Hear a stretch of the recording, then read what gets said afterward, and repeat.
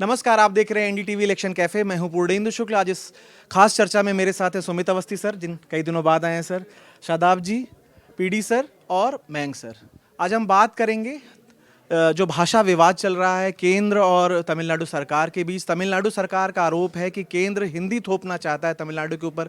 वहीं केंद्र सरकार का कहना है कि जो 3 लैंग्वेज फार्मूला है वो एनईपी के तहत, एनईपी 2020 के तहत है, और उसमें जो तीसरी भाषा है वो कोई हिंदी नहीं है, वो कोई भी दूसरी भारतीय भाषा हो सकती है। तो इसको लेकर के वाद विवाद चल रहा है। मुख्यमंत्री स्टालिन का आरोप है कि केंद्र सरकार जो फंड है 2000 करोड़ से ज़्यादा का, वो रिलीज़ नहीं कर रहा है, क्योंकि उसको उस फंड को एनईपी इंप्लीमेंट करने के तहत जोड़ दिया गया है, समग्र शिक्षा अभियान के तहत। इसको लेकर रोज कोई न कोई बयान आते हैं। आज भी संसद में धर्मेंद्र प्रधान ने डीएमके पर आरोप लगाते हुए कहा कि वो जो है वो डिसऑनेस्ट है, अनडेमोक्रेटिक है, अनसिविलाइज्ड है। उसको बात से लेकर के लगातार तमिलनाडु के तमाम नेताओं के बयान आ रहे हैं, तमाम विरोध प्रदर्शन आया। उसके बाद से धर्मेंद्र प्रधान साहब को लोकसभा में एक सफाई देनी पड़ी है। उन्होंने कहा अगर मेरे शब्दों से किसी को ठेस पहुंची है तो मैं वो शब्द वापस लेता हूं। अब हम पूरी सियासत पर बात करेंगे, क्योंकि ये सियासत सिर्फ आज की नहीं है।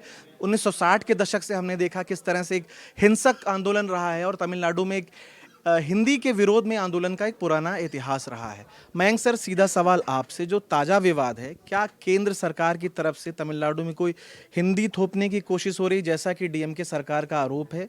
और क्या जो फंड को लिंक किया है एनईपी इंप्लीमेंट करने के तहत, क्योंकि पहले भी ये ऐसा नहीं था कि हिंदी को ये तीन भाषा का विवाद पुराना है, लेकिन जो फंड को लिंक किया समग्र शिक्षा के तहत, क्या वो लिंक करना ठीक है? जैसा कि डीएमके का आरोप है कि 2000 करोड़ से ज़्यादा का जो अनुदान है वो उनको नहीं दिया गया केंद्र सरकार के द्वारा।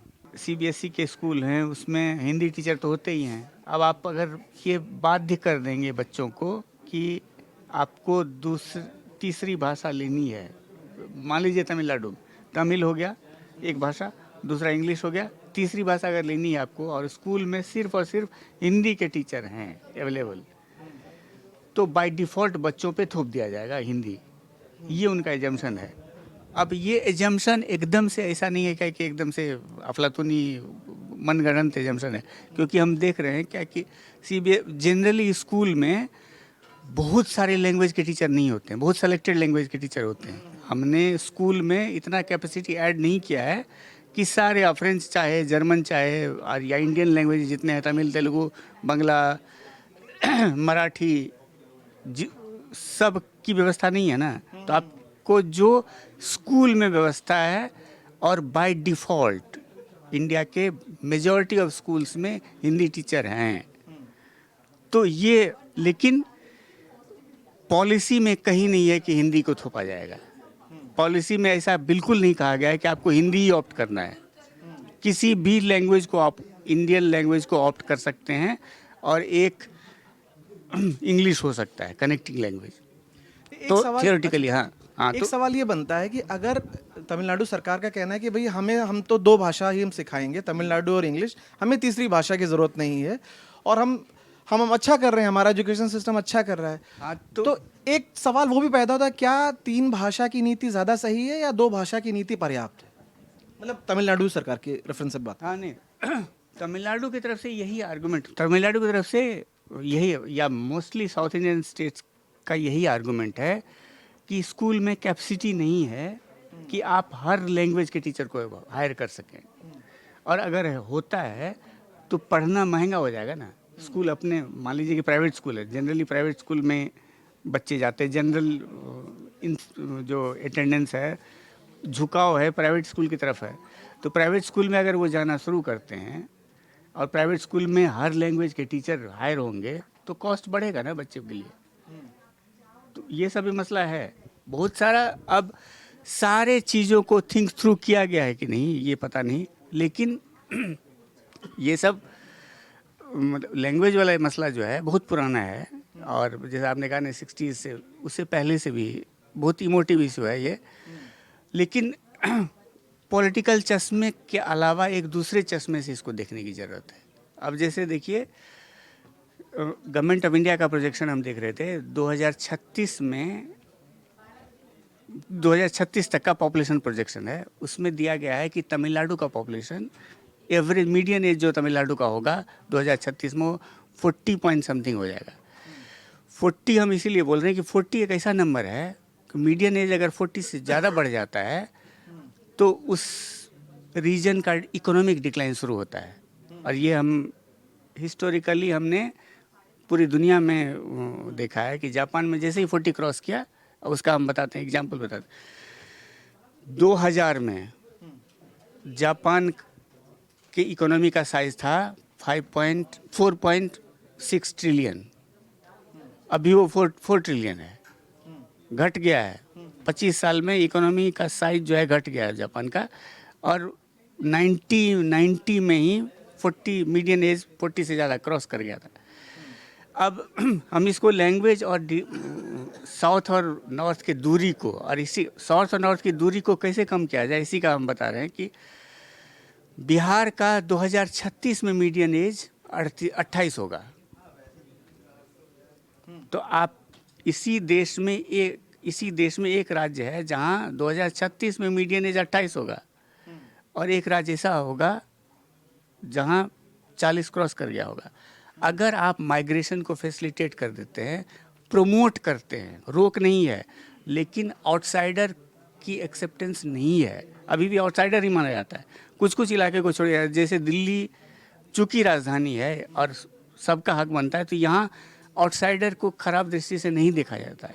लेकिन दिल्ली के अलावे कहीं भी आप जा लीजिए, तो अगर आप सच में इसको एक्टिवली प्रमोट करते हैं तो तमिलनाडु का मीडियन एज कम हो जाएगा और वहाँ की इकोनॉमी ग्रो करेगी। बिहार में जो सरप्लस होगा उसको अच्छा मौका मिलेगा, और इससे आपका दिलों की दूरी जो है साउथ इंडिया और नॉर्थ इंडिया की कम हो जाएगी। और लैंग्वेज और डिलिमिटेशन जैसा मसला ख़त्म हो जाएगा अगर पॉपुलेशन का सच में डिस्ट्रीब्यूशन हो जाता है। अब इसमें बहुत सारा चीज़ हम अभी देख रहे हैं क्या कि, लेकिन मैंग सर इसको आप बहुत वाइडर सब्जेक्ट की तरफ ले जा रहे हैं। फिर तो वो जो अपने कल्चर को बचाने का, क्योंकि आप देखिए कि तमिलनाडु में अपने कल्चरल आइडेंटिटी को लेके बहुत ज़्यादा वो कई बार एग्रेसिवली भी वहाँ पे प्रोटेस्ट देखने को मिलता है। नहीं तो इसमें आप ये क्यों मान रहे हैं क्या कि second generation third generation Bihari वहाँ के कल्चर को एडॉप्ट नहीं करेंगे? फर्स्ट जनरेशन हो सकता नहीं करे, वहाँ के कहाँ लैंग्वेज भी सीख लेंगे, हो सकता है तमिल भी सीख लें, वहाँ के कल्चर को भी एडॉप्ट कर लें। जैसे अगर इंडियन सेकेंड जनरेशन यूएस में जो है, क्या वो एलियन है वहाँ? क्या उसने वहाँ के तौर तरीके एडॉप्ट किए हैं ना? तो माइग्रेशन में ऐसा नहीं है क्या कि माइग्रेट करेंगे लोग तो वहाँ की लैंग्वेज को एडॉप्ट नहीं करेंगे। आप मतलब बिहारी, बहुत सारे बिहार यूपी वाले महाराष्ट्र में हैं, उनसे आप मतलब बहुत अच्छा मराठी बोलते हैं, मराठी कल्चर में वो रच बस गए हैं जो ज़्यादा दिन से हैं। तो ऐसा नहीं है क्या कि वो वहाँ के लिए एवर्सन होता है, बहुत सारे लोग एडॉप्ट करते हैं। जो शॉर्ट टर्म माइग्रेंट जो है वो उसको ऑब्वियसली इंसेंटिव नहीं है कि उसको सीखे, लेकिन लॉन्ग टर्म माइग्रेंट जो होते हैं वो सीखते हैं। और ये आपका बहुत बड़ा कंट्रीब्यूटिंग फैक्टर होगा अगर माइग्रेशन को आप प्रमोट करते हैं। लैंग्वेज जैसा इमोटिव इशू खत्म हो जाएगा। पॉपुलेशन का जो एक जगह एक्सप्लोजन हो रहा है, एक जगह चिंता हो रही है कि हमारा बूढ़ा हो रहा है साइज, आपके देश में ये अवेलेबल है रिसोर्स, आप रिडिस्ट्रीब्यूट कर लीजिए ना, सबके लिए विन विन है वो।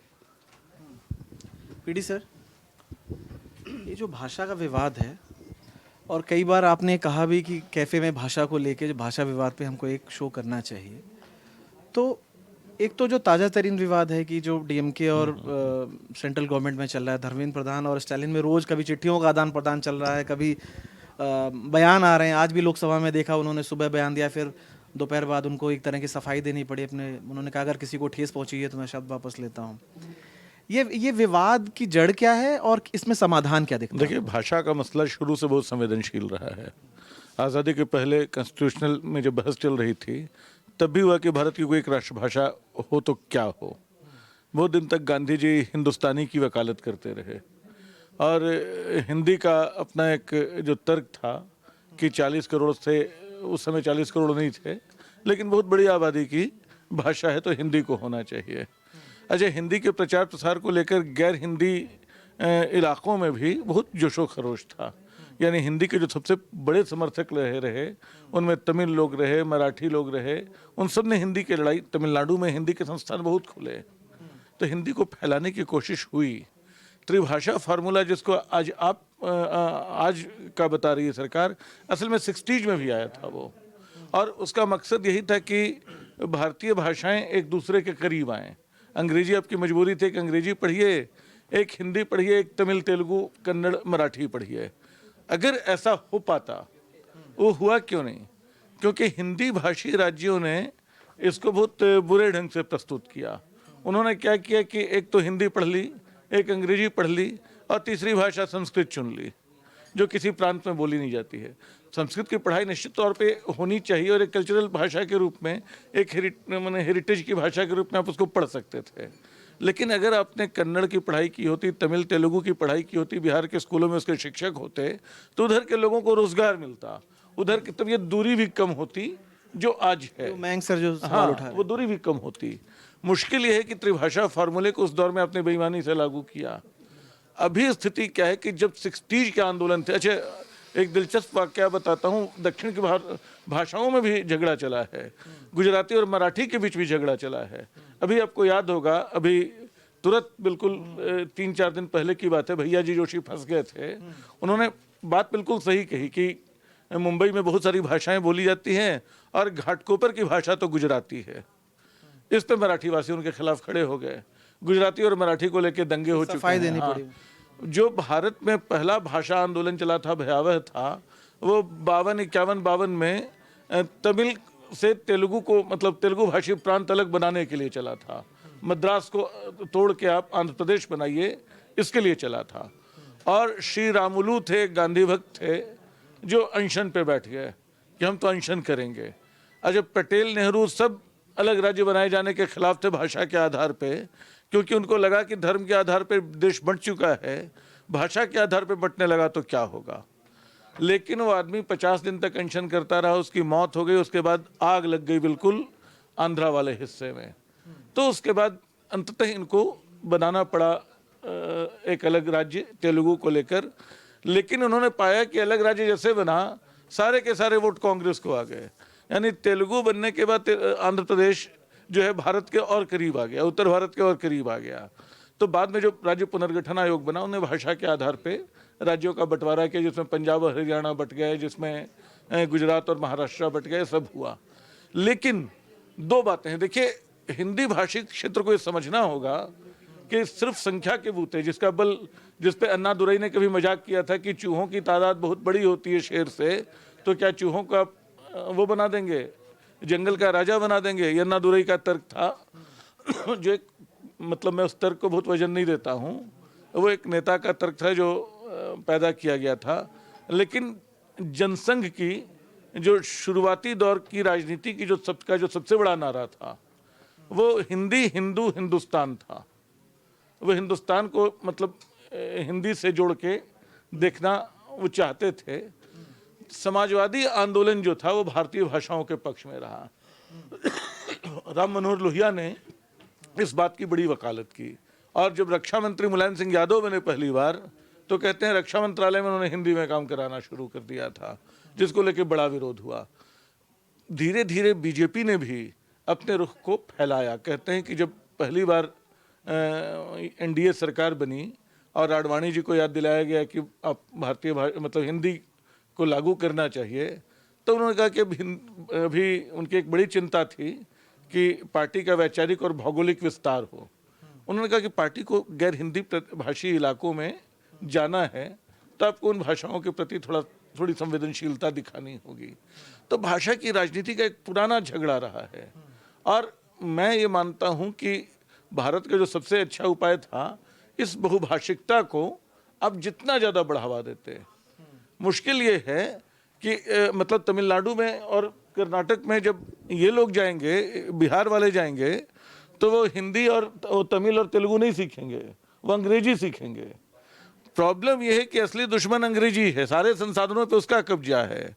और हिंदी, उर्दू, तमिल, तेलुगु सब गरीब भाषाएं हैं जो धीरे धीरे पिटती जा रही हैं, ये सब बोलियों में बदलती जा रही हैं। असली भाषा अंग्रेजी है। और ये अंबेडकर एक दौर में बोलते थे कि अगर तुमको भारत में रहना है तो मतलब बोलते थे कि अंग्रेजी जो है वो ट्राइग्रेस मिल्क है, बाघ का दूध है, उसको पियो।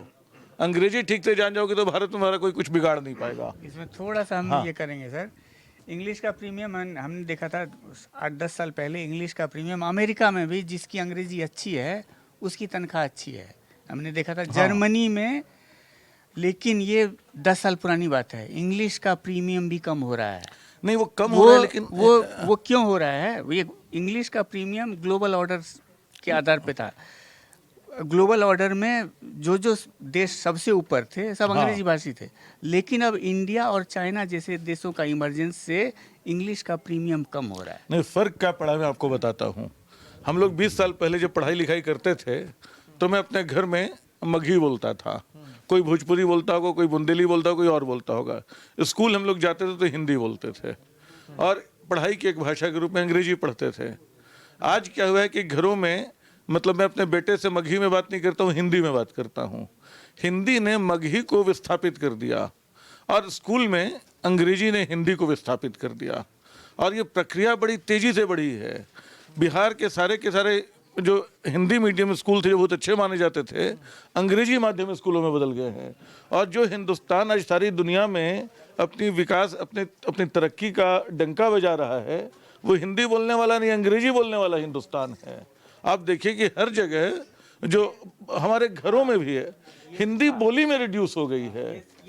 ये प्रॉब्लम है कि जो लोग सिनेमा बना रहे हैं वो डायरेक्टर उसके हिंदी के, इंग्लिश के होते हैं, वो सारे इंस्ट्रक्शन इंग्लिश में लिखे होते हैं। न्यूज़ चैनलों में खराब हिंदी बोलने पे कोई प्रॉब्लम नहीं है, अंग्रेजी वाले आके हिंदी में चैनल संभाल लेते हैं। अखबारों में संपादक अंग्रेजी वाले हो जाते हैं, हिंदी वाले नहीं हो पाते हैं, क्योंकि हिंदी को सिर्फ आपने बोली में रिड्यूस कर दिया है, डबिंग की भाषा बना दिया है। और सिर्फ हिंदी की ट्रेजेडी नहीं है, ये तमिल की भी ट्रेजेडी होने जा रही है, तेलुगु की भी होने जा रही है, कन्नड़ और बांग्ला की भी होने जा रही है, मराठी की भी होने जा रही है। भाषाओं के, भारतीय भाषाओं की भयानक संकट को, जिस ग्लोबल ट्रेंड की बात कर रहे हैं हमारे यहाँ के औपनिवेशिक अतीत से, वो अलग है।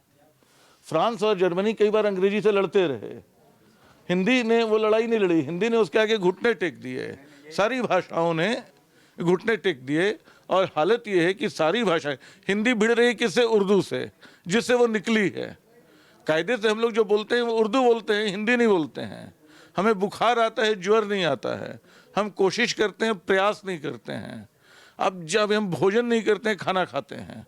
आप पूरी बातचीत में देखिएगा कि हमारे सारे के सारे शब्द उर्दू की परंपरा से आते हैं, हमारा व्याकरण वहीं से आता है। लेकिन हिंदी उर्दू को इस तरह खड़ा कर रहे हैं जैसे असली दुश्मनी तो उनके बीच है, जबकि उर्दू भी खत्म हो रही है। योगी जी ने कहा कि उर्दू बोलने वालों को उर्दू बोलना पढ़ा के हम आतंकी नहीं बनाना चाहते हैं। कसाब आतंकी जो था वो उर्दू नहीं बोलता था, वो पंजाबी बोलता था। पाकिस्तान में बैठे जो हैंडलर्स थे उर्दू वाले नहीं थे, उनमें ज़्यादातर सिंधी पंजाबी लोग थे। तो आप ध्यान दीजिएगा, उर्दू बल्कि एक समय बड़ी मीठी भाषा मानी जाती थी, हिंदी उर्दू बड़ी प्रगतिशील भी थी। गालिब मीर जो थे वो कमाल के शायर रहे, जिन्होंने खुदाओं का मजाक बनाया, धर्म का मजाक बनाया, मुल्ले मौलवियों सबका मजाक बनाया। आज वो लिखते तो उनको मतलब मार दिया जाता। ये हालत आज हो गई है। हम लोग धीरे धीरे एक संकरित समाज में बदलते जा रहे हैं। हिंदू, मुसलमान, तमिल, तेलुगु, कन्नड़ सब रियल खतरे को भांपने में बिल्कुल नाकाम हैं और आपस में ये छोटी छोटी लड़ाइयाँ लड़ रहे हैं। कुछ क्या? मेरा अभी कोई मेजर इंटरवेंशन नहीं है, अभी आपने सवाल भी नहीं पूछा। मेरा ख्याल है हम बहुत एब्स्ट्रैक्ट बातें कर रहे हैं। इशू आपका तमिल हिंदू था, ठीक है। अभी जो पीडी जी ने कहा वो पूरा का पूरा ऐसा लग रहा है कि जैसे कोई ब्लेम हिंदूज पे आ रहा है, हिंदी के बात करने पे या बाकी चीज़ पे। कहाँ उर्दू पे बात, कहाँ योगी पे बात, कहाँ बाकी चीज़ पे बात, कहाँ 100 चूहे आएंगे एक शेर लड़ेगा, हिंदी हिंदू हिंदुस्तान। मयंक जी ने मतलब व्याख्या वो इकोनॉमिक डेफिनेशन पे वो चले गए। तो अभी का मेरा जो इशू है, क्योंकि देखिए कोई भी इशू होता है तो आपके जो वैचारिक बातें हैं वो निकल करके आ जाती हैं, मेरी भी आती हैं, बाकी लोगों की भी आती हैं। अभी आपका इशू क्या है? हिंदी उर्दू का झगड़ा, अंग्रेजी हिंदी का झगड़ा, या अभी तमिलनाडु का झगड़ा? मुद्दा शुरू नहीं, हुई पहले है तमिलनाडु। आप मॉडरेटर हैं, मैं आपसे आग्रह कर रहा हूँ कि आप जब इशू को डिस्कस करते हैं तो फ्री व्हीलिंग में मतलब एंडलेस रॉकेट नहीं छूटना चाहिए ना, मेरा ये कहना है। अगर रॉकेट इधर भी, दाहिने भी, बाएं भी, इधर भी उधर भी, तो चलाइए फिर रॉकेट। नहीं नहीं, वो गेस्ट को आज़ादी है, अगर अगर वो बोलना चाह रहे हैं तो नहीं, गेस्ट को मुझे आज़ादी है, बस मैं उतना ये था रोकता कि नहीं हूँ। तमिल हिंदी के बहाने जो भाषा का संकट है, इस पे मुझे लगता है बात करनी चाहिए। एक चीज़ और है, भाषा का संकट कोई भाषा का संकट नहीं है, सब भाषा अपने मजे में है। जो आप कह रहे हैं भारतीय भाषाओं का या रीजनल लैंग्वेजेस का, पहले क्या कहते थे? वर्नाकुलर। वहाँ से हम आ गए भारतीय भाषाओं पे, लैंग्वेजेस की बात करते हैं। वर्नाकुलर वर्ड डिक्शनरी से धीरे धीरे गायब होता जा रहा है क्योंकि उसे डेरोगेटरी माना गया, राइट। दूसरा एक चीज़ देखिए कि ये जो सोशल मीडिया का उत्थान हुआ, जो पिछले 10 साल के एक मतलब मैं इस रेजीम से नहीं कह रहा हूँ कि मोदी के रेजीम के साथ वो है, लेकिन पिछले 10-12 साल में सोशल मीडिया का उत्थान हुआ। आप उस उत्थान के कारण क्या हो रहा है कि जो लोग अंग्रेजी में शशि थरूर जैसे व्यक्ति हिंदी में करते हैं और बाकी भाषाओं में उसको ट्रांसलेट करवा के करवाते हैं, तो ये जो है लैंग्वेजेस का अपना जो था, या हिंदी भाषी लोग जो अपने आप को कई जगह सेकंड क्लास सिटीजन ट्रीट कर समझते थे, या बाकी लैंग्वेजेस के भी अंग्रेजी के मुकाबले, अरे आप जीन्स पहनते थे तब तो लोग मुस्कुरा देते थे, या क्या इसको वो पता नहीं है कि कैसे क्या उसमें है। वो जो कॉन्फिडेंस दिया है सोशल मीडिया का एडवेंट ने कि आपकी जो भाषा है उस भाषा में आप कहिए, और हमारे पास ये सुविधा है कि उस भाषा को हम अपनी भाषा में ट्रांसलेट करके समझ पाएँ, देख पाएँ या उसको आगे चला पाएँ। तो उससे जो है ये वाला जो संकट है, ये संकट इसेंशियली पॉलिटिकल है, थोड़ा एक्चुअल से ज़्यादा वो पॉलिटिकल है। बाकी अब आप जैसा आगे नहीं, चलाएंगे। चूंकि आप अब मेरा देखिए मूल सवाल यही है कि जो ये भाषा विवाद है, तमिलनाडु सरकार का आरोप है कि आप हिंदी थोप रहे हैं हमारे ऊपर, और उनका कहना है कि 2000 करोड़ से ज़्यादा फंड आपने रख लिया, हमें दिया नहीं, क्योंकि आपने वो एनईपी से जोड़ रखा है, एनईपी इम्प्लीमेंट करोगे तब देंगे। आपको क्या लग रहा है, इस विवाद का समाधान क्या है? और देखिए, समाधान तो हम नहीं कह सकते, समस्या ये है, कोई भी चीज़ मान लीजिए कि कोई एक सेंट्रल किसी इशू का एक फंड होता है, फंड के साथ कुछ राइडर्स अटैच होती हैं ना, कि भाई ऐसा होगा, ठीक है। 3 भाषाओं का जो भी मतलब लैंग्वेजेस का फॉर्मूला था, इसमें ये भी है कि आप अपनी की सरकार करे, हम तमिलनाडु अंग्रेजी में पढ़ाएंगे, हमें तीसरी DMK भाषा की जरूरत ही देखिए, नहीं। वहाँ एक अलग समस्या है। आप एनईपी लागू करते हैं, एनईपी पे समस्या है। जब सारे एग्ज़ाम मेडिकल के कॉमन हो रहे थे, नीट के और उसके इंजीनियरिंग के और मेडिकल के, तब क्यों समस्या थी भाई? तब उन्होंने कहा नहीं हम इसमें शामिल नहीं होंगे, हमारे स्टेट अपने हिसाब से चलेंगे। हर चीज़ के साथ समस्या है। कोई भी चीज़ जब उनको लगता है कि दिल्ली के साथ हमारा कन्फ्रंटेशन में है, अगर मेरी रेजीम बहुत फ्रेंडली वहाँ पे नहीं है, समझ रहे हैं, तब तक उनको ये समस्या है। और बीजेपी सरकार से खास तौर पे इससे एक समस्या है, ये वहाँ एक इमोशनल इशू हो जाता है। आप तमिल के जितने साहित्यकार हैं जिनको हम मतलब आकाश पे ले जा कर के पूछते हैं, कभी उनका लेखनी को समझ लीजिए, पढ़ के देखिए। जैसे उन्होंने अन्नादुराई का जिक्र किया, बड़ा अच्छा किया उन्होंने जिक्र किया, वो क्या भाषा बोल रहे हैं आपने बताया कि आप सहमत नहीं हैं, मतलब इससे कंडेमनेबल चीज़ कोई हो सकती है क्या? तो मैं ये कह रहा हूँ कि उसके पीछे ये एक इमोटिव इशू है कि जिसको आप इमोशन के लेवल पे चले जाएं, ताकि अगले साल चुनाव आने के पहले जहाँ से भी जिस तरह की भी स्प्राउटिंग हो रही हो, वो स्प्राउटिंग ख़त्म हो जाए। दूसरा है कि आप जो सामान्य इशू को लेकर के और इमोटिव इशू में फ़र्क ये होता है कि सारे आपके जितने भी वो होते हैं स्केल्स में रेगुलर, उनको वो पार्ट देता है, उनको एक जगह लेकर के आ जाता है। वो कास्ट ख़त्म, क्रीड ख़त्म, जाति ख़त्म, समुदाय ख़त्म, अमीरी गरीबी ख़त्म, आपके दुख दर्द ख़त्म। वो वैसे ही है जैसे कल क्रिकेट मैच में भारत जीता चैम्पियंस ट्रॉफी में, तो हम पिछले मतलब 4-5 घंटे के लिए अपना दुख दर्द सब कुछ भूल गए थे। जो रोज़मर्रे के जो हैं, भारत जीत गया, उसी हर्षोल्लास में आ गए। हार जाता तो मतलब उसी में मन गिरा हुआ रहता, बाकी चीज़ आप भूल के वो बैठ गए रहते। ये इशू है। तो यहाँ तमिलनाडु गवर्नमेंट मेरे हिसाब से डीएमके का उनका हमेशा से ये रुख रहा है, बाप बेटे तो दोनों, मतलब इतना सारा चीज़ तो वो सनातन पे कह रहे हैं और दूसरी तरफ बाकी चीज़ें हो रही हैं। तो थोड़ा सा उसको देखने के पहले, समझने के पहले, मतलब मुझे लगता है कि एक उस दूसरा जो पर्सपेक्टिव है कि इसमें पॉलिटिक्स कितना हावी है, उसको भी देखना चाहिए। शादाब जी, आप कुछ कह रहे थे? नहीं, देखिए, मैं ये कहता कि जब तक जैसे ये जो हिंदी भाषा को लेकर जो विवाद हो रहा है, देखिए ये उन्होंने अभी प्रियदर्शन जी ने भी कहा कि देखिए बड़ा पुराना आंदोलन है। मैं अभी पढ़ रहा था कि 70 लोग एक टाइम में इसकी वजह से मरे थे, उस आंदोलन में 70 लोगों की मौत हुई। तो आप सोचिए कि कितना बड़ा विरोध था। देखिए, जो मेरा विचार है, मैं जितना समझ पा रहा हूँ, वो ये है कि जब तक आप किसी भाषा को रोज़गार से नहीं जोड़ेंगे, तब तक उसका कोई महत्व नहीं है। देखिए, सपोज़ क्या कि आप हिंदी की इतनी बात हो रही है कि हिंदी पढ़ना चाहिए, सरकार भी कहती है। लेकिन सवाल ये है कि आज अगर आप देश के किसी यूनिवर्सिटी में किसी प्रोफेशनल कोर्स में जाएँ, सपोज़ कि आप MBA को ले लीजिए, आप इंजीनियरिंग ले लीजिए, आप मेडिकल ले लीजिए, या कोई भी कोर्स में चले जाइए, तो आपको हिंदी की बुक नहीं मिलेगी। अगर आप मैनेजमेंट की आप MBA कर रहे हो, तो आपके सारे जो बुक्स हैं वो इंग्लिश में हैं। तो जो हिंदी भाषी जो स्टूडेंट है, सपोज़ किया जिसने प्राइमरी लेवल पे और +2 हिंदी से किया, फिर वो क्या करेगा? वो क्या करेगा? क्योंकि वो तो फिर वो तो क्लास में फिर आइसोलेट हो जाएगा, क्योंकि वहाँ हिंदी में कुछ है नहीं। दूसरी बात ये है कि जैसे अभी हम लोग दिल्ली में रहते हैं। आप अगर आप दिल्ली में जैसे जितने भी पब्लिक स्कूल हैं, उसमें आपको एक लैंग्वेज पढ़नी होती है।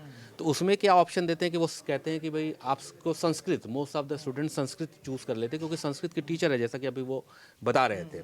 लेकिन क्या है कि वो बहुत से बच्चे संस्कृत पढ़ना नहीं चाहते हैं। उनको लगता है कि संस्कृत का कोई यूज़ नहीं है, क्योंकि आप डेली लैंग्वेज में उसको यूज़ नहीं करते हैं। आपका कल को कोई जॉब में या कोई प्रोफेशनल कोर्स आप करने, तो वहाँ कोई संस्कृत का यूज़ नहीं है, क्योंकि संस्कृत का तो अभी मैंने देखा कि बच्चे फ्रेंच ज़्यादातर मैक्सिमम स्टूडेंट क्या चाहते हैं कि वो फ्रेंच पढ़ लें, वो संस्कृत नहीं पढ़ना चाहते। वो संस्कृत का अल्टरनेट फ्रेंच देखते हैं, क्योंकि हिंदी तो एक लैंग्वेज के रूप में उनको मिल गई। दूसरी लैंग्वेज जो फ्रेंच देखते हैं। आप दिल्ली में एक सर्वे कर लीजिए, आप ज़्यादातर पब्लिक स्कूलों में जाइए और उनसे पूछिए कि आप बच्चा क्या लैंग्वेज लेना चाहता है, तो सारे टीचर परेशान है कि सारे बच्चे फ्रेंच पढ़ना चाहते हैं और संस्कृत अपने देश की लैंग्वेज है उसको नहीं पढ़ना चाहते हैं। तो ये एक बड़ी विडंबना है।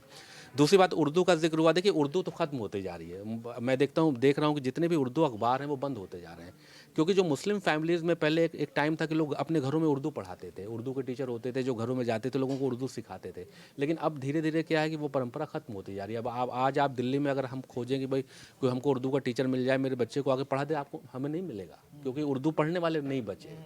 तो ये भी एक बड़ा संकट है कि जो रीजनल लैंग्वेजेस हैं, हिंदी के अलावा जो भाषा है वो कम होती जा रही हैं, ख़त्म होती जा रही हैं।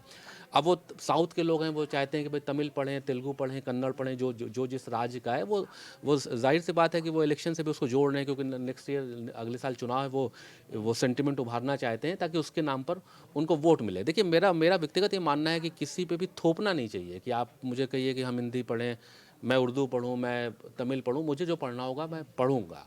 तो सरकार को भी इसमें, केंद्र सरकार को भी थोड़ी लीनियंसी दिखानी चाहिए, क्योंकि आप हिंदी को रोजगार से जोड़िए। सरकार का कहना है कि 2 भारतीय भाषाएं आपको रखनी है, 3 में 2 भारतीय भाषाएं, क्यों रखनी वो है? कोई भी हो सकती है। हाँ, तो मैं कह रहा हूँ कि क्यों 3? हाँ, कि शायद एक हिंदी की ही बात है उसमें। अभी जो NEP 2020 में पहले था हिंदी को बढ़ावा देने का, लेकिन अभी उसमें केंद्र सरकार ने उसको वो किया, NEP 2 भारतीय भाषाओं की बुक। आप तमिल के अलावा आप मलयालम ले सकते हैं, कन्नड़ा ले सकते हैं, कोई नहीं, मेरा व्यक्तिगत ये मानना है कि आप क्यों कह रहे हैं कि रखनी चाहिए, क्यों रखनी चाहिए? मान लिया अगर कोई तमिल का बच्चा है, तमिलनाडु का स्टूडेंट है, वो एक तमिल पढ़ना चाहता है, इंग्लिश पढ़ना चाहता है, आप पढ़ने दीजिए। आप क्यों कह रहे हैं कि आप एक और लैंग्वेज रखिए? इसकी क्या ज़रूरत है? सवाल ये है कि या तो फिर आप उसको रोजगार से जोड़िए। आप हिंदी को पूरे देश में प्रसारित कराना चाहते हैं, अच्छी बात है, लेकिन उसके लिए प्रयास तो कीजिए कि वो रोजगार से जुड़े, वो यूनिवर्सिटीज़ में प्रोफेशनल कोर्सेज से जुड़े। लेकिन ये सरकार नहीं कर पा रही, इस पर फेल है। कोई भी सरकारों में, इससे पहले कांग्रेस की सरकार रही और भी सरकारें रही, लेकिन सभी सरकारें भाषा के मामले में फेल रही हैं। उन्होंने उसको रोजगार से नहीं जोड़ा है।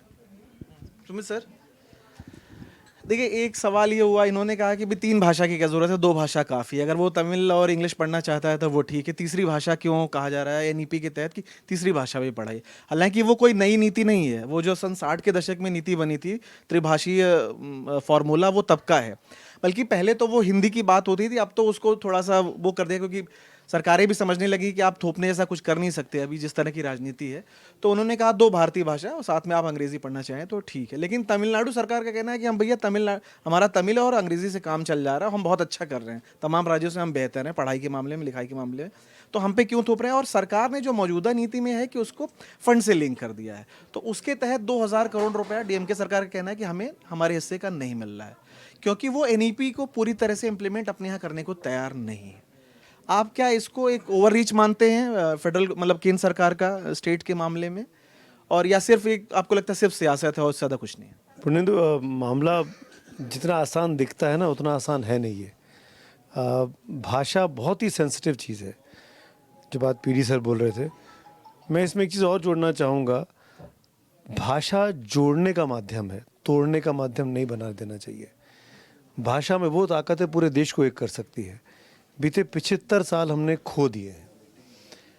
ये कितना अच्छा होता, जो बात अभी पीडी सर बोल रहे थे और इस बारे में चर्चा भी हम लोग कर रहे थे कि कितना अच्छा होता कि तमिलनाडु का आदमी हिंदी सीख रहा होता और यूपी और बिहार का आदमी तमिल सीख रहा होता।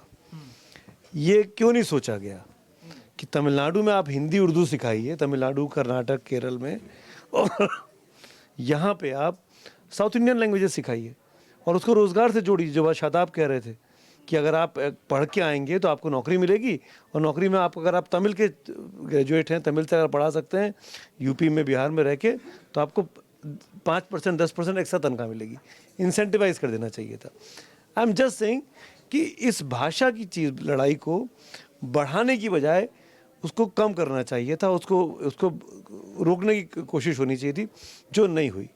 अब जो हो रहा है वो 2026 के तमिलनाडु के चुनाव को लेकर हो रहा है। बीजेपी को इनरोड्स बनाने हैं गैर हिंदी भाषी राज्यों में, उन राज्यों में जहाँ बीजेपी कमज़ोर है, और तमिलनाडु की जो पार्टियां हैं, डीएमके फॉर एग्जांपल, उसको वहाँ उनको घुसने नहीं देना है।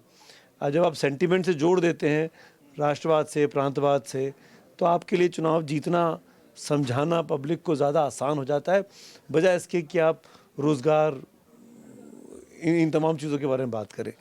तो ये जो लड़ाई है, चाहे वो डिलिमिटेशन को लेकर हो, चाहे बच्चे ज़्यादा पैदा करो, जो बच्चे ज़्यादा पैदा करेगा उससे हमको फ़ायदा होगा, हमारी सीटें कम नहीं हो पाएंगी, भाषा की लड़ाई, ये सब का सब 26 के चुनाव को लेकर हो रहा है। और उसके पीछे मत भूलिए कि बीजेपी ने एक देश एक चुनाव की बात की हुई है। बीजेपी उस दिशा में आगे बढ़ रही है जब से नई संसद बनी कि सांसदों के बैठने की व्यवस्था बड़ी हो गई है, 850 एमपीज बैठ सकते हैं। हमको उसके हिसाब से डिलिमिटेशन करना है, तो वो दबाव है उन राजनीतिक पार्टियों के ऊपर कि अगर संख्या बढ़ी या घटी तो हमको नुकसान ना हो जाए। तो वो अपनी, ये पूरी लड़ाई राजनीति से जुड़ी हुई है। पर एक चीज़ माफ़ करिएगा, एक चीज़ और बोलना चाह रहा था मैं कि भाषाओं की इस दुर्गति के लिए हम खुद जिम्मेदार हैं। मैं सबसे बड़ा दोषी अपने आप को मानता हूँ। अगर मैं हिंदी में बात करता हूँ, मेरी मातृभाषा हिंदी है, और मेरा बेटा अगर मुझे हिंदी में रोमन में मैसेज लिख कर भेजता है, वो हिंदी में नहीं लिखता है, वो देवनागरी में नहीं लिखता, वो रोमन में लिखता है, पूरी की पूरी उसकी स्कूलिंग बेकार हो गई। आज भी हिंदी लिखने में वो पूछता है, जब मैं डंडा करके पढ़ाता हूँ, कि बड़ा इधर की मात्रा आएगी कि उधर की मात्रा आएगी, बड़ी छोटी नहीं पूछेगा, लेफ्ट से लगानी कि राइट से लगानी है। इस तरीके से जब यही पढ़ाई हुई है हमारे स्कूलों में, और हिंदी शब्दों के अर्थ अब अंग्रेजी में पूछे जा रहे हैं बच्चे, जो पब्लिक स्कूल के बच्चे हैं। सही कह रहे थे। और एक चीज, बच्चे अंग्रेजी में वो सही कर रहे हैं, बच्चों को घर में अंग्रेजी में माता पिता बात कर रहे हैं। हाँ, बाबा दादी किसी तरह संघर्ष करके बच्चे के साथ इसको हमने conversation कर रहे हैं। प्रेस्टीज से जोड़ दिया। जब आपने बात की कि मगही को आपने हिंदी से रिप्लेस कर दिया, हिंदी को इंग्लिश से रिप्लेस कर दिया, ये हमारी प्रेस्टीज का पॉइंट हो गया है कि हमको मगही नहीं आती लेकिन हमको अंग्रेजी आती है, हमको हिंदी नहीं आती लेकिन हमको ये आती है। और हिस्टोरिकल पर्सपेक्टिव देखिएगा तो कैसे चीजें बदलती हैं। अवधी और ब्रज भाषाएं कहलाती थी, हाँ, जिसमें वो इतने बड़ी बड़े हो कवि गई। हुए, यानी तुलसी हुए, कबीर हुए, मीरा हुई, सूर हुए। अवधी और ब्रज बोलियों में बोली बदल गई। और जो खड़ी बोली थी हिंदी, हाँ, वो वो भाषा हो गई। कितना बड़ा तो विवाद है। धीरे धीरे अब हम लोग हिंदी को बोली में रिड्यूस कर रहे हैं, इसको लोग भूल रहे हैं। बिल्कुल। और उर्दू की स्क्रिप्ट जा रही है, यानी उर्दू पढ़ने वाले रेख्ता में बहुत बढ़ रहे हैं, लेकिन या तो रोमन में पढ़ रहे हैं या तो देवनागरी में पढ़ रहे हैं। मतलब जो उर्दू के सर, शायर हैं, आप तो इतना थिएटर वेटर देखते हैं, फिल्म में देखते हैं, आज भी तमाम हिंदी फिल्मों की स्क्रिप्ट रोमन में लिखी जाती है। जितने बड़े बड़े एक्टर हिंदी के हैं जो तुर्रम खां बने फिरते हैं, ये हिंदी नहीं पढ़ सकते हैं, ये रोमन में पढ़ते हैं। तमाम हीरोइनें जो हिंदी फिल्मों में हिंदी डायलॉग बोलती हैं, हिंदी गानों पे नाचती हैं, गाने गाती हैं, ये सब रोमन में पढ़ती हैं। इनको अगर हिंदी में स्क्रिप्ट लिख के दे दो, और सबसे बड़ी दिक्कत सर एक और चीज़ भी है, हिंदी फिल्मों के आखिर में टाइटल्स अंग्रेजी में लिख के क्यों आते हैं? कभी सोचा आपने? आखिर में जब टाइटल लिख के आते हैं तो पूरे की पूरी स्टार कास्ट लिख के आती है, 5000 नामों की, अंग्रेजी में लिखी हुई है। हिंदी में क्यों नहीं लिख सकते आप? क्योंकि आपको हिंदी लिखनी नहीं आती है, क्योंकि आप हिंदी की मात्रा की गलतियां करेंगे। आपके पास हिंदी के टाइपिस्ट नहीं है वहाँ पर बैठ के काम करने वाले, और कभी इस दिशा में काम नहीं किया। हिंदी के मार्केट से पैसा कमाएंगे, हिंदी के मार्केट में आके फिल्में रिलीज करेंगे, पर हिंदी की जब जो फिल्मों का जो क्रेडिट रोल आएगा वहाँ आप अंग्रेजी लिखेंगे। तो हिंदी लिखेंगे तो इतनी खराब लिखेंगे अमिताभ बच्चन अकेले स्क्रिप्ट जो हैं, है अंग्रेजी में होती है। अमिताभ बच्चन अकेले हैं जो हिंदी में मतलब देवनागरी में चाहते हैं कि उनको स्क्रिप्ट मिले, और इसको लेके कई लोग परेशान रहते हैं कि वो अमिताभ बच्चन को देवनागरी में चाहिए। दूसरा, ये जो लिख कर आती है, कभी आप देखिए नो वन किल्ड जेसिका जो फिल्म थी, उसमें सबटाइटल्स टीवी चैनल चल रहा है, सबटाइटल्स हिंदी के, माथा पीट लेंगे, लगेगा कि टीवी फोड़ दें, क्योंकि वो इतनी गलतियां हैं उसमें, इतनी गलतियां, हर वाक्य में 2-2 3-3 गलतियां, ये हो रहा है। तो मेरा तो उसमें सिर्फ इतना सा सुझाव है पूर्णेंदु आखिर में, कि बहुत अच्छा होगा कि आप तमिलनाडु में हिंदी सिखाइए, पर आप उत्तर प्रदेश में भी तमिल सिखाइए, फिर आप बिहार में भी कन्नड़ सिखाइए, आप बंगाल में भी मलयाली सिखाइए। क्यों नहीं, सब अच्छी भाषाएं हैं, और जितनी भाषाएं आती हैं उतना अच्छी चीज़ है। हमको भाषाओं पे फक्र करना चाहिए। हमारे देश की खूबसूरती है कि हम इतना बड़ा देश है, इतनी विविधताओं का देश है। मुझे शर्म आती है कि मुझे बाकी और भाषा नहीं आती है, मुझे कभी प्रेरित नहीं किया गया, लेकिन मैं करना चाहता हूँ, सीखना चाहता हूँ। एक अतिरिक्त भाषा जो हिंदुस्तान की भाषा हो, वो मैं तीसरी सीखना भाषा के चाहता हूँ। तौर पे तो संस्कृत आपने भी पढ़ी होगी। संस्कृत कैसे पढ़ते हैं हम लोग, बताइए ना। संस्कृत हम पास होने के लिए पढ़ते हैं। संस्कृत से हमारे परसेंटेज अच्छे हो जाते हैं 10वीं में, क्योंकि आपको वही रट के आ जाता है, वो मतलब भूल भी गया हूँ। हाँ, जो लिटरेचर की बात हो रही थी, देखिए भारतीय भाषाओं के बीच दूरी घटी है। 25 साल पहले मैं तक्षी शिवशंकर पिल्लई को पढ़ता था, पन्नालाल घोष को पढ़ता था, एमटी वासुदेवन नायर को पढ़ता था, हिंदी अनुवाद मुझे मिल जाते थे। अब मुझे नहीं पता कि तमिल का बड़ा लेखक कौन, अखिलन को मैं उस दौर में पढ़ता था। बांग्ला तो फिर भी करीब है कि बांग्ला वाले मिल जाते हैं, समरेश बसु मिल जाते हैं, सुनील गंगोपाध्याय मिल जाते हैं, महाश्वेता मिल जाती हैं। लेकिन दक्षिण की भाषाओं से जो ट्रांसलेशन हो रहा है, मैं कई करता रहा हूँ। पहले Malayalam to English, then English to Hindi. मतलब वी सच्चिदानंदन बड़े कवि हैं मलयालम के, उनकी कविताओं का अनुवाद जो है ये हाल में पैदा हुआ, नहीं तो एक दौर में तो चाहे मतलब विजय तेंदुलकर मराठी के, गिरीश कर्नाड दक्षिण के, सब हिंदी के लेखक लगते थे। तुगलक हिंदी का नाटक लगता है, खामोश अदालत जारी है हिंदी का नाटक लगता है, बादल सरकार हिंदी के लेखक लगते थे। ये दूरी इन वर्षों में बढ़ी है और सारी भारतीय भाषाएं विपन्न हो रही हैं, ये तथ्य है। एक बात और है, हम लोग जिसको पहले अंग्रेजी के जो लेखक होते थे उनको इंडियन इंग्लिश राइटर्स बोलते थे, इंडियन राइटर्स नहीं बोलते थे। अब वो इंडियन राइटर्स हो गए हैं और हम लोग अब इंडियन लैंग्वेजेज के राइटर्स हो गए हैं, ये अंतर आया है।